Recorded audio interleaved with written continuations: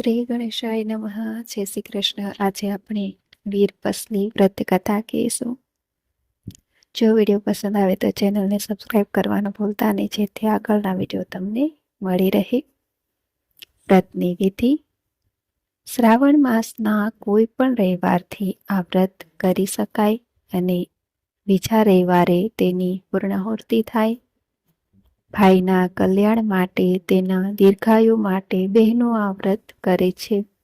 ભાઈ તેને યથાશક્તિ ભેટ આપે છે અને તેના આશીર્વાદ મેળવે છે.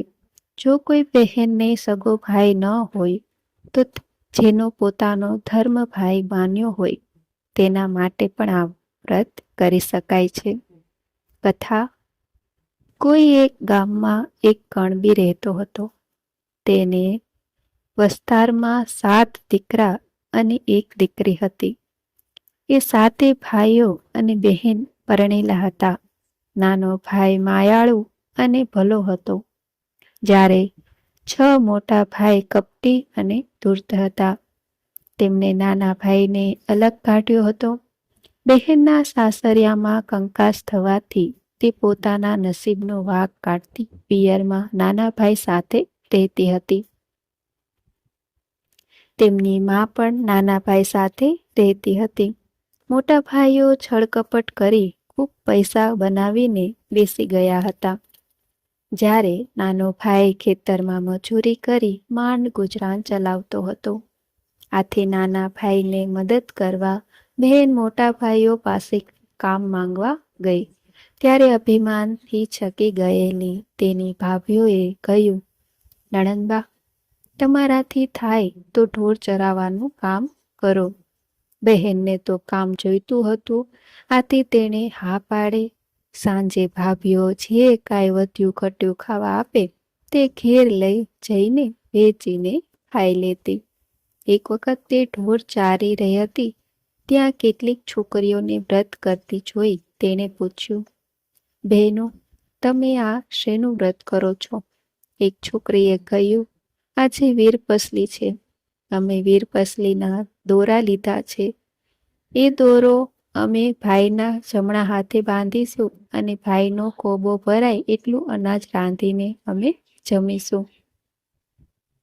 બહેને કહ્યું, એનાથી શું લાભ થયો? છોકરી કહે, ભાઈ બહેનને યથાશક્તિ ભેટ આપે અને બહેન ખુશ થઈને ભાઈને આશીર્વાદ આપે, જેથી ભાઈનું આખું વર્ષ સુખ શાંતિમાં પસાર થાય. બહેને પૂછ્યું, આ વ્રત કેવી રીતે કરવાનું? છોકરીએ કહ્યું, આ વ્રતના દોરાથી 8 શેરો લઈ તેની 8 ગાંઠો વાળવાની અને 8 દિવસ રોજ સવાર સાંજ દોરાને ધૂપ દેવાનો. એ પછી જ જમી શકાય. 8 દિવસ પૂરા થાય એટલે દોરો પીપળે બાંધી દેવાનો. આમ કહી તેને 8 દોરા બનાવી આપ્યા અને કહ્યું, આમાંના 7 દોરા તમારા ભાઈઓના કાંડે બાંધજો અને 8મો દોરો 8 દિવસે પછી પીપળે બાંધી દેજો. એને હરખ ઘેરે દોરા લઈ લીધા અને તેમનો આભાર માનીને ત્યાંથી ઘેર આવી. દોરાને ધૂપ દઈ જમવા બેઠી.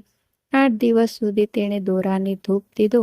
8મે દિવસે બહેન તો હરખાથી ભાઈઓના ઘેર ગઈ અને દોરા બાંધવા માંડી. પરંતુ ભાભીઓએ છણકા કરી તેમના કાંડામાંથી દોરા કઢાવી નાખ્યા અને નણંદને હળથૂત કરીને કાઢી મૂકી. બહેન નિરાશ થઈ ઘેર પાછી આવી. એ વખતે નાનો ભાઈ હાજર હતો. તેણે હેતથી નાના ભાઈના કાંડે દોરો બાંધ્યો. ભાઈએ સ્નેહથી 1.25 શેર કોદરા, જે તેને ખેતરમાં વાવવા વાણિયાની દુકાનેથી ઉધાર લીધા હતા, તે આપ્યા. સાથે માટીનું 1 ઢેફું અને તાંબાનો 1 પૈસો આપ્યો. બહેને ભાઈના ઓવારણા લેતા કહ્યું કે ભાઈ, કોદરા એ મારે મનગમો જ છે, માટીનું ઢેફું એ ગોળ છે અને તાંબાનો પૈસો એ રૂપિયો છે. માડી છાયા ભાઈના પ્રેમ આગળ લાખ રૂપિયા પણ વિસાતમાં નથી, માટે તું ઓછું ન આણીશ. બહેન ઘરની બહાર આવી ત્યાં એક ચમત્કાર જોયો. આંગણામાં પડેલા એક ખાટલા પર તેનો પતિ આવીને બેઠો હતો. ઘણા વર્ષે તે આજે તેને તેડવા આવ્યો હતો. મા પાસે સાસરે જતી દીકરીને આપવા જેવું કંઈ પણ ન હતું. આથી તે મોટા દીકરાઓની વહુઓ પાસે ગઈ. તેમને પોતાના ઉતરેલા સાડલાની પોટલી સાસુમાને આપતા કહ્યું, નણંદબાની અમારા તરફથી આ ભેટમાં આપજો. સાસુએ ખુશ થઈને એ પોટલી દીકરીને આપી દીધી. જમાઈ દીકરીને લઈને ચાલતો થયો. ચાલતા ચાલતા એક તળાવ પાસે આવ્યા. સવારે નાયા ધોયા વગર નીકળ્યા હતા એટલે બહેન નાહવા પડી.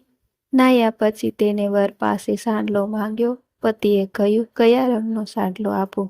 આ સાંભળી બહેન વિચારમાં પડી. તેને થયું કે ભાભીએ ચીંદડા જેવા સાંડલા આપ્યા છે એટલે પતિ મસ્કરીમાં બોલે છે. પણ તેને જોયું તો જાત જાતના સાંડલા હતા. તે મનમાં સમજી ગઈ કે આ બધો રૂડો પ્રતાપ તેના વ્રતનો હતો. તેણે બીજી પોટલી છોડીને જોયું તો નાના ભાઈએ આપેલો તાંબાનો પૈસો સોના મોહર બની ગયો હતો, માટીનો ગોળ બની ગયો હતો અને કોદરાની કમોદ બની ગઈ હતી. બેને પતિને સોના મોહર આપીને ગામમાં ખાવાનું લેવા મોકલ્યો. એટલામાં ફરી એક ચમત્કાર થયો. તળાવના કિનારે સરસ મજાનો ભવ્ય મકાન બની ગયું. બેન તો મકાનની ત્રીજા માળની બારીમાં શણગાર સજીને પતિની વાટ જોતી ઊભી હતી. થોડી વારે તેનો પતિ આવી પહોંચ્યો અને તળાવના કિનારે આવું આલીશાન મકાન જોઈ વિચારમાં પડી ગયો. ત્યાં ત્રીજા માળથી બારીએથી તેની વહુએ બોલાવ્યા અને તેને કહ્યું, સ્વામી, આ બધો રૂડો પ્રતાપ મારા વ્રતનો છે. અંદર આવો, હું જલ્દી રસોઈ કરી નાખું. બેને ચૂલો ખોદવા માંડ્યો. જ્યાં ખોદે ત્યાં તો સોના મોહર નીકળે. આથી તેને ધરતીમાને પ્રાર્થના કરી કે હે ધરતીમાં, હવે ખમૈયા કરો. ચૂલા વગર હું રાંધીશ એ રીતે. છેવટે તેને એક જગ્યાએ ખોદ્યું તો ત્યાં માટી નીકળી અને ત્યાં ચૂલો બનાવી તેને રાંધવાની તૈયારી કરવા માંડી. આમ વર વહુ ખાય છે, પીએ છે ને મજા કરે છે. આ બાજુ બહેનના ગામમાં એકાએક દુકાળ પડતા તેના પિયરિયા મજૂરી કરવા માટે પરગામ જવા નીકળ્યા. ચાલતા ચાલતા બહેનના મકાન પાસે આવ્યા. તેમને આશા બંધાઈ કે અહીં જરૂર કામ મળી રહેશે, રોટલા મળી રહેશે. ત્રીજા માળે ઊભેલી બહેન ભાઈ ભાભીઓને ઓળખી કાઢ્યા. તેણે 6 ભાઈઓને તથા ભાભીઓને બાગમાં સખત મજૂરીના કામે લગાડી દીધા અને નાના ભાઈ ભોજાઈ અને માતા પિતાની પોતાના પાસે આરામથી રાખ્યા. 6 ભાઈ ભોજાઈએ જમીન ખોદીને કંટાળી ગયા હતા. તેઓ મજૂરી કરે તો જ તેમને સાંજે ખાવા મળતું. જ્યારે નાના ભાઈ ભોજાઈ તથા માતા પિતા વગર મજૂરીએ આરામથી ખાઈ પીને લહેર કરવા લાગ્યા. આથી તેઓ પોતાના નસીબનો વાંક કાઢવા લાગ્યા. એક દિવસ બહેને મોટા ભાઈઓને તથા ભાભીઓને પોતાના ત્યાં જમવા બોલાવ્યા. તેમની સાથે નાના ભાઈ ભોજાઈ અને માતા પિતાને જમવા બોલાવ્યા. બહેને મોટા ભાઈઓને થાળીમાં સોનાના લાડુ પીરસ્યા અને ભાભીઓને થાળીમાં ચાંદીના લાડવા પીરસ્યા તથા વાટકામાં ખારી રાબ પીરસી. જ્યારે માતા પિતા અને નાના ભાઈ ભાભીની થાળીમાં ચૂરમાના લાડુ, દાળ, શાક, ફરસાણ પીરસ્યા. માતા પિતા અને નાના ભાઈ ભોજાઈ મોજથી લાડુ ખાતા જાય અને ઉપરથી દાળના સબડકા બોલાવતા જાય. જ્યારે મોટા ભાઈઓ અને ભાભી એકબીજાના મોઢા સામે ટગર ટગર જોઈ બેસી રહ્યા. આ તે કઈ જાતનો વ્યવહાર? બહેન જ્યારે તેમને ખાવા માટે આગ્રહ કર્યો ત્યારે તેઓ બોલી ઉઠ્યા, સોનાના લાડવા કે કંઈ ખવાતા હશે, આ રાબ તો ખારી છે. ત્યારે બહેને કહ્યું, ભાઈઓ, તમે મને હજુ ઓળખી નથી. હું તમારી એકની એક બહેન છું. જ્યારે તમારી પાસે ધન હતું ત્યારે હું તમને ખારી રાબ જેવી લાગતી હતી. એ વખતે તમને બહેન જીવે કે મરે છે એ જોવાની પણ ફુરસદ ન હતી. આ સાંભળી 6 ભાઈઓ ચમકી ગયા. તેણે બહેનને ઓળખી કાઢી અને નીચું જોઈ ગયા. 6 ભાભીઓ પણ નણંદને ઓળખી ગઈ અને શોભેલી પડી ચૂપચાપ બેસી રહી. ત્યારબાદ બહેને તેમને બધી માંડીને વાત કરી. નાના ભાઈએ હેતથી આપેલી વસ્તુ પોતાના વ્રતના પ્રતાપે અખૂટ બની ગઈ તથા વીરપસલીના વ્રતના પ્રતાપે તે ખૂબ સુખી થઈ. એ વાત તેણે ભાઈઓને કહી સંભળાવી. 6 ભાઈઓ અને ભાભીઓ બહેનની માફી માંગી. બહેને પણ તેમને માફી આપી પોતાની પાસે રાખી લીધા. તેઓ હવે સંપીને રહેવા લાગ્યા. વીરપસલી વ્રત છે બહેનને ફળ્યું તેમ વ્રત કરનાર તથા આ કથા સાંભળનાર વાંચનારને ફળજો.